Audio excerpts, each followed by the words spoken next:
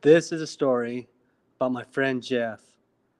And it was summertime, and it's around 4th of July, back years and years ago. We were about 14, 15 years old, and we had a math book because he had to do summer school, so he had a math book.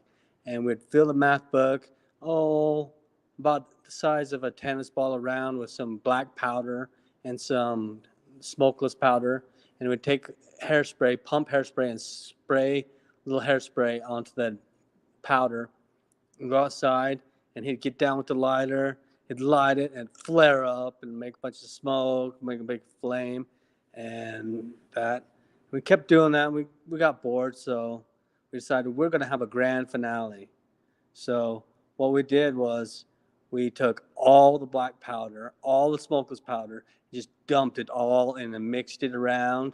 And it was about 2, 3 inches deep in the middle, and went all around the whole book. So it was a nice sized book. It was a math book, and it had a ton of gunpowder on it.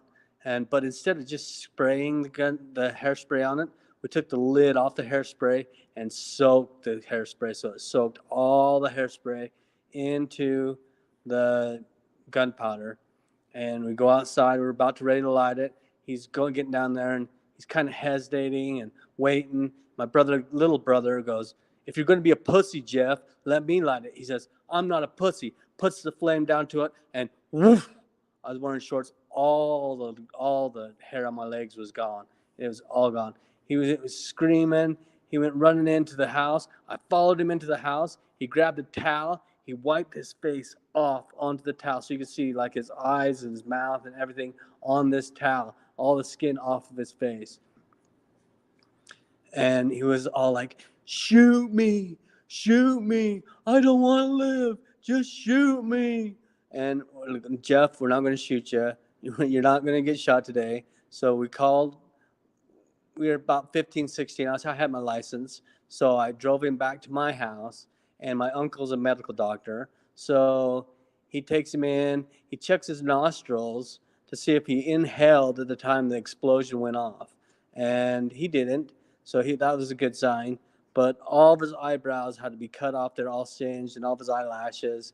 And that's when I learned that your eyelashes and your eyebrows grow 1/10 of a millimeter a day.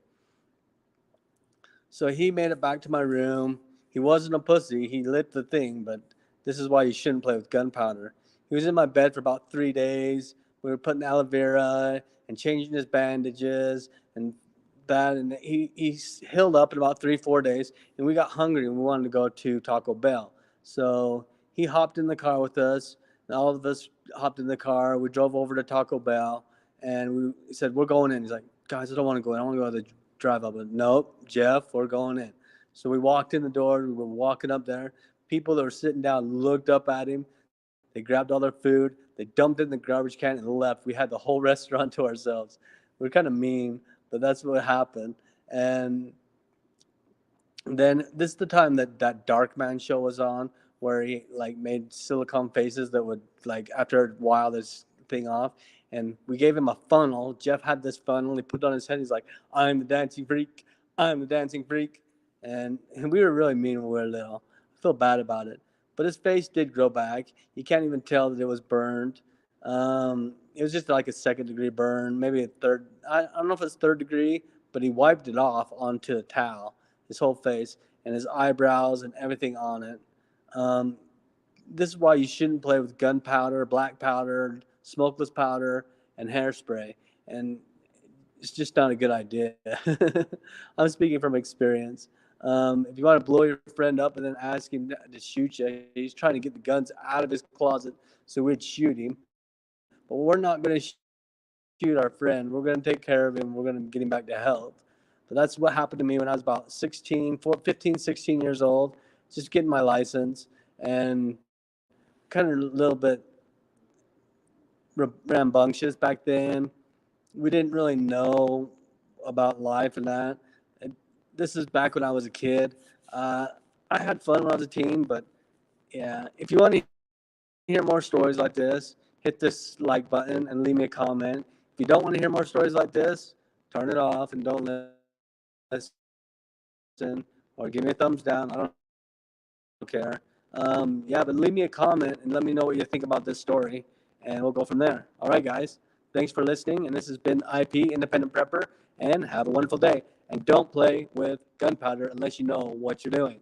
If you're just a kid out there experimenting, it won't turn out good. Believe me, we've done it. It didn't turn out good for us. You have to treat everything with respect and caution, and leave the fireworks and the gunpowder and that to the professionals unless you know how to reload, and then just use it for its intended purposes. Don't use it just to light on fire and watch a big explosion happen, because it could hurt your friend, kill your friend, or kill somebody else. And it burned all the hair off of my legs. So it's a learning experience, but that's what happened when I was about 16 years old. So it's been years ago. So